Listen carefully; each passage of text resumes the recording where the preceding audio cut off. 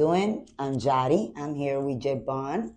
I'm in the college San Antonio Abad in Humacao, Puerto Rico. This is my first interview.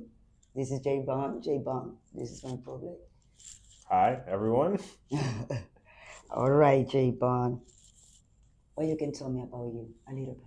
So I'm from the Bahamas. I'm a recent graduate of St. Ben's and St. John's in Minnesota. Recently elected the Commonwealth Caribbean Rhodes Scholar. I will be going to Oxford because of that, and I plan to study a Master's of Science in Environmental Change and Management. And also, I am currently a youth climate ambassador for my country. So this summer, before I go to Oxford, I'll be doing a lot of work with that. Actually, as soon as I leave Puerto Rico, I go straight to a conference. Okay. And why you take St. John University So in Minnesota? I wanted to go there to St. John's after visiting and meeting the Bahamian community, but also other communities that I thought were unique and wanted to be a part of.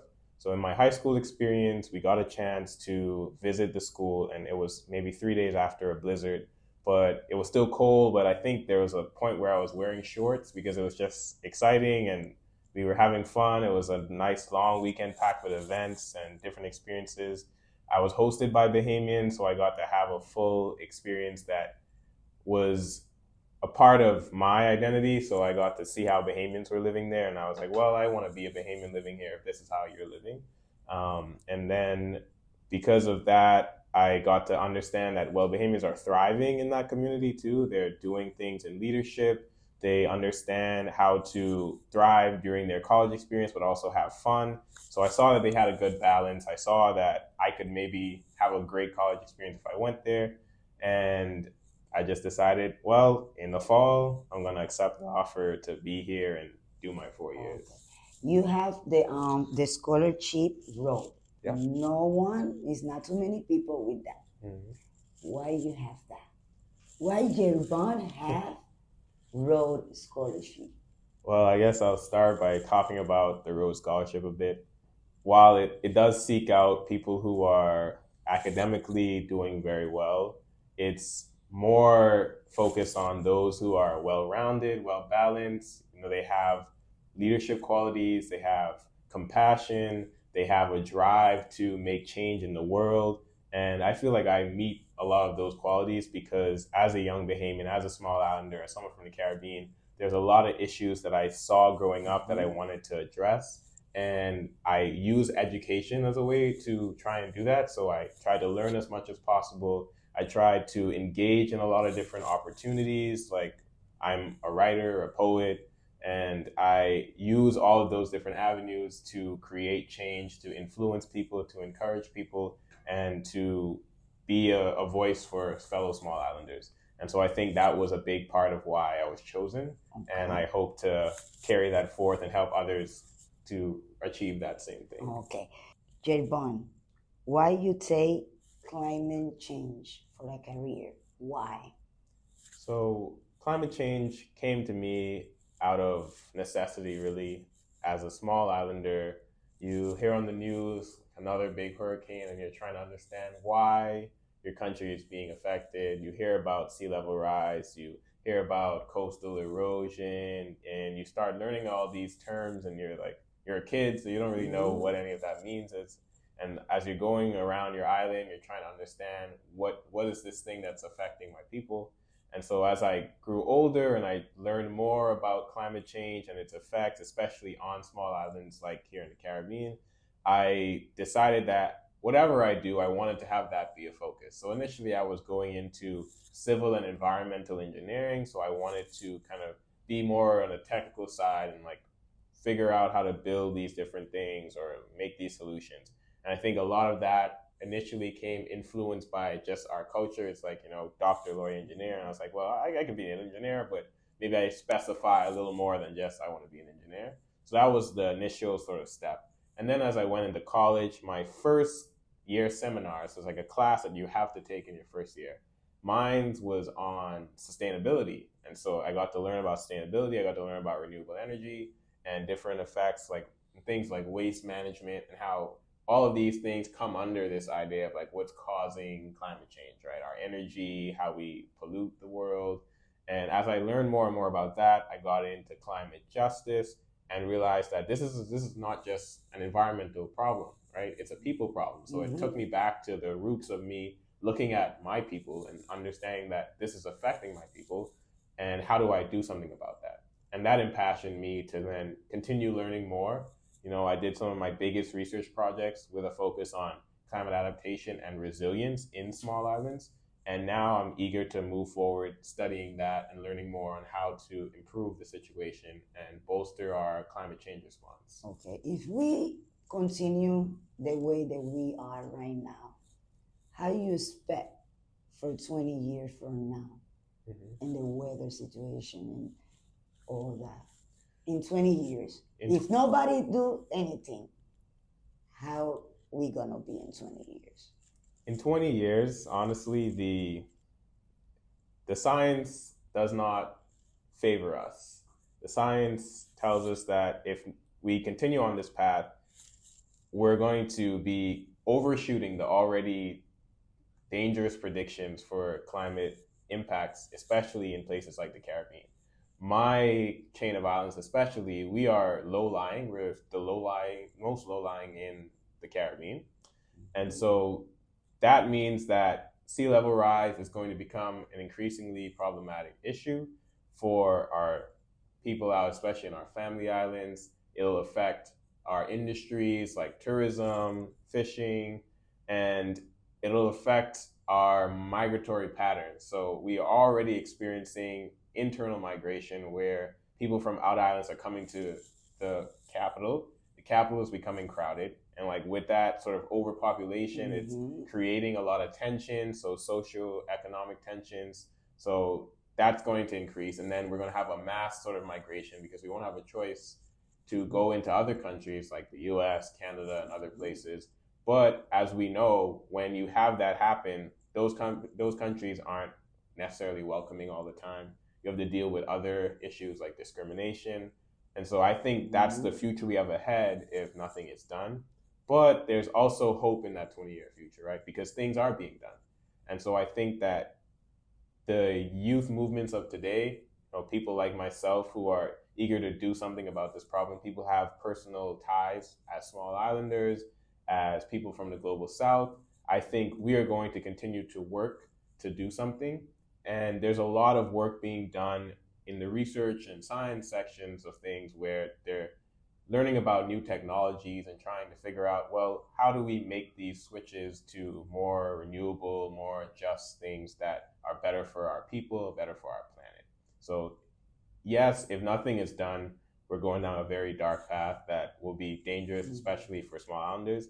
But because there are things being done, there's some hope.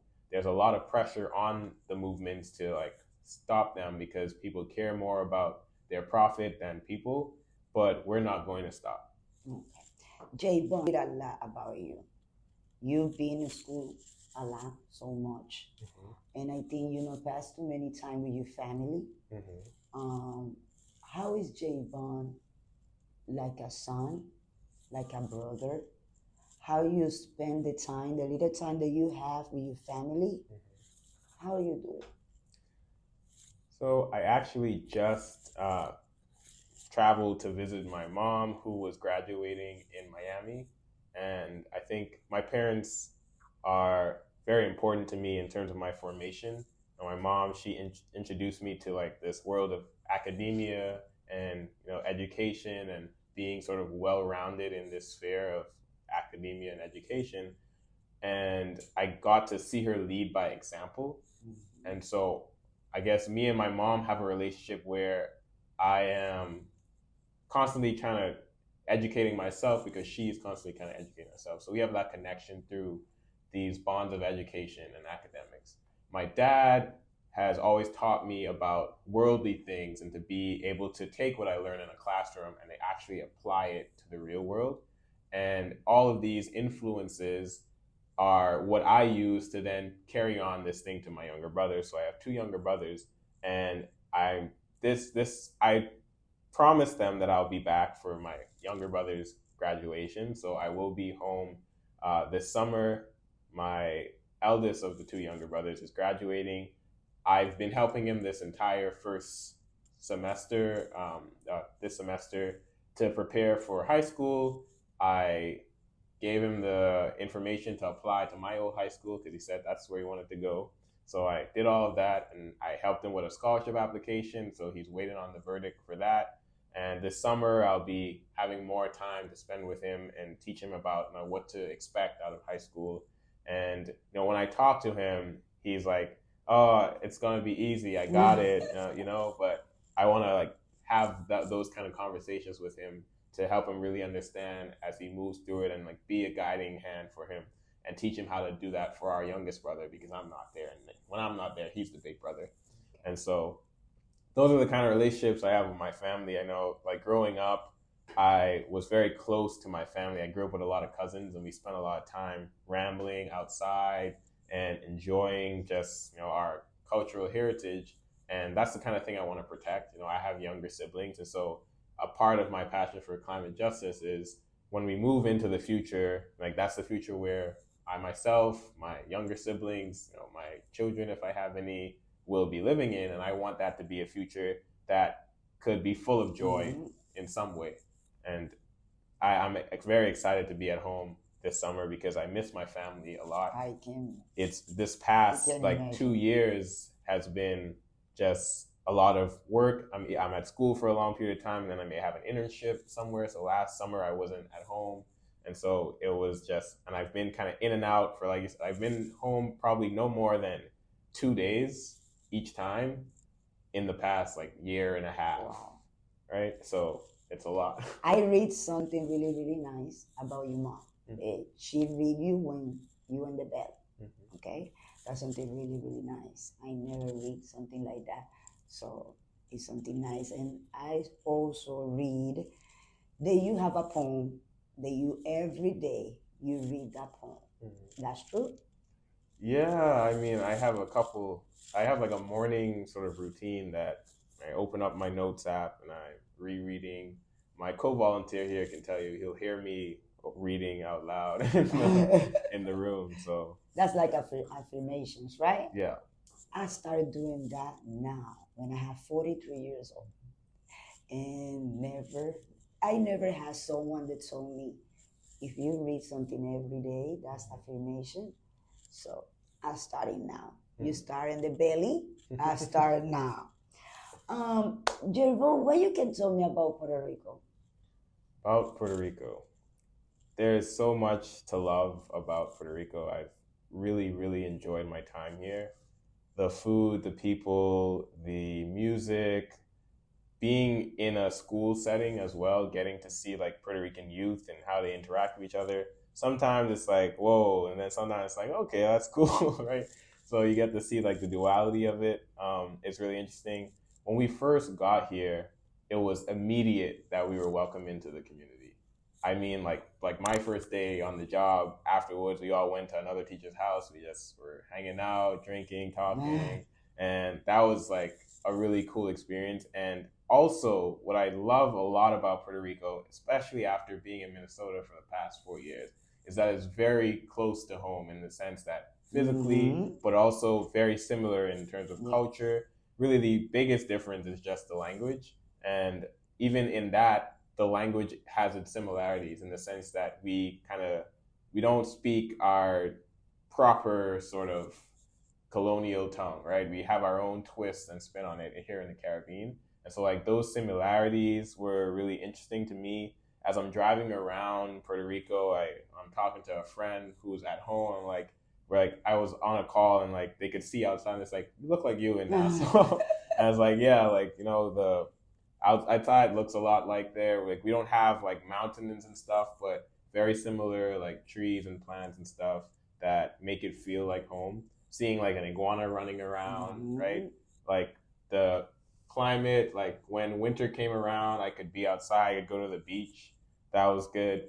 Love Puerto Rican beaches. I mean, beautiful. And I love the one in Bahamas. Yeah, what I love so much about the beaches here is all the rocky formations where you can see the water change the place over time. I think those are really cool, and like walking along them and being able to look out, like being on the cliffs and stuff, that's really cool. And like I love that. So the place is very welcoming, the people is very welcoming, and you can't help but feel at home no matter where you're from. I was talking to the co-volunteer here, Jack, and as we're like exploring now, like Puerto Rico has like every like geological like landmark you could think of, like mountains, like desert, or We like had everything. beaches. So you could feel like you've traveled the whole world just by taking the ride around the island. And Okay, this is a tricky question and really, really important question for me. Do you think you've been in here in Puerto Rico for 1 year doing voluntary in a school in Puerto Rico? Do you really think that a Puerto Rican students, any Puerto Rican student, can get the opportunity to get the Rhode Scholarship one day? I absolutely think that. Absolutely think that. I believe that to be like 100% true. The students here at San Antonio, I've worked closely with them, and I have done my part as a volunteer here to create global opportunities. So I think one of the issues that Puerto Rican people may consider a hindrance to that is that global perspective. So one of the first things I did when I came here, I had just came from working at Yale before coming here, and I was working for a summer program that's like high school students from all over the world. And I like worked with those students. I saw how they connected with these people that were from Germany when they were from Kansas, or from Australia when they were from Ghana or Bosnia or something. And it's like they all got together and did really amazing projects, really well thought of things that were meaningful for not just themselves, but for like the entire world. And I thought to myself, this is the kind of thing that high school students need to be engaged in. And so I made presentations to all of the grade 10s, all of the grade 11s here at San Antonio. And there was a lot of people that applied. There was one girl that got accepted, and she's now going to be there at Yale University, right? And so like that's not far off from Oxford, and she's only in high school. And so I think absolutely a Puerto Rican get the Rhodes Scholarship. It's just a matter of opening and exposing them to that opportunity. And I'm glad that I was here this year to expose these students to that opportunity, because I remember I was sitting in a class with like my grade 11s, and I was just like, yes. And I told them like I got into Oxford, right? And everyone just went crazy. It's like, and then for the rest of that week, anytime I walked past like one of their classes, they start chanting, Jervon, Jervon.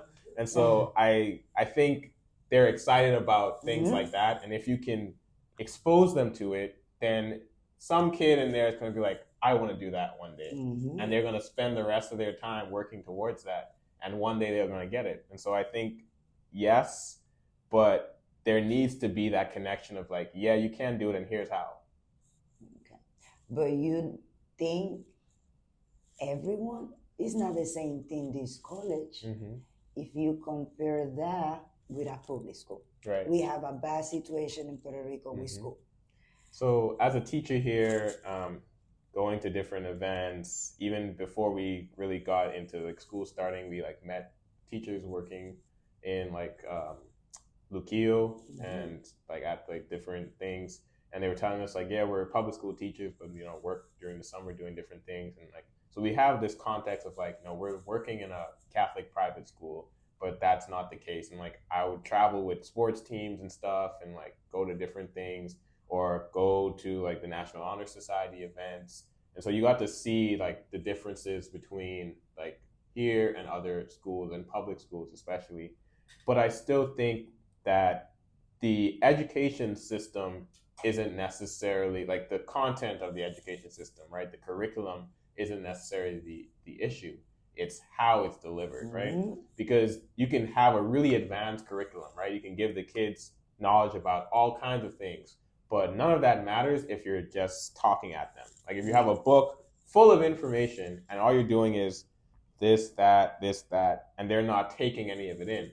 It's not that the information isn't being given, it's just that they're not able to receive it because you're not doing your part as a teacher to help them in that. They don't come born into the world knowing how to decipher this, this massive textbook of all this crazy information that they have. And so something that my co-volunteer started doing, since he was already teaching from like day one, English teacher, he started doing a question of the day. Something that to start off every single class to draw the kids in, get them interested in what's going to happen, right? When I started teaching biology, I did a fact of the day. So I'd start off with scribbling, drawing on the board of something and like this cool fact. And so like then like after just maybe 2 or 3 days of that, like if I still had the old one on the board, you're like, where's the new fact of the day, right? And so I have to keep doing that, right?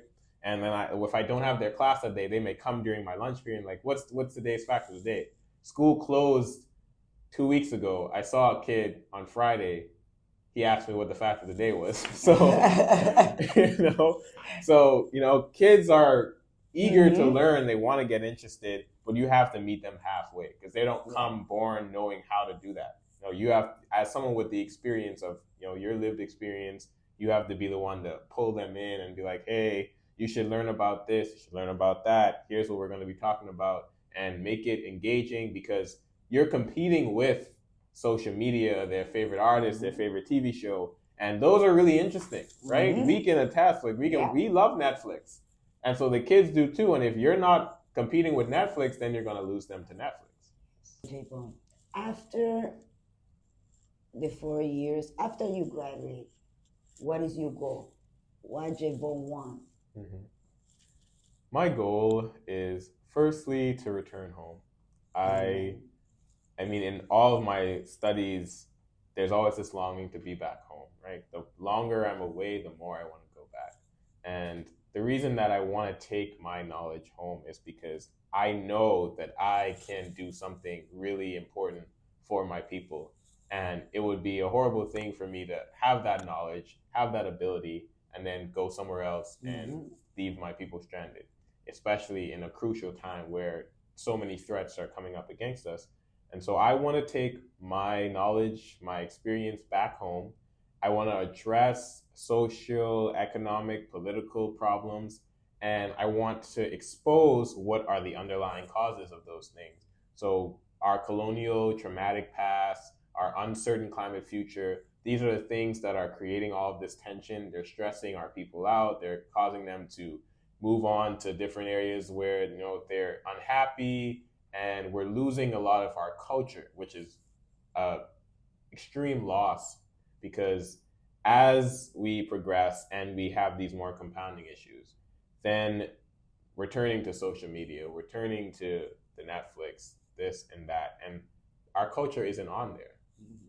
And there needs to be effort both to get our culture on there, because that's where the world is going, but also to like hone in on what is uniquely ours and have people understand that the reason why we're trying to protect this is because we have something to protect. We don't want to lose this. We don't want to lose being able to go to the beach and have a great time. We don't want to lose being able to speak our own form of language that came from our resistance of colonial powers. This language was born of the fact that we didn't want to be oppressed. We wanted to mix in and try to still hold on to our roots from Africa or wherever, our indigenous roots. And that is something to be proud of and something that we should try to hold on to.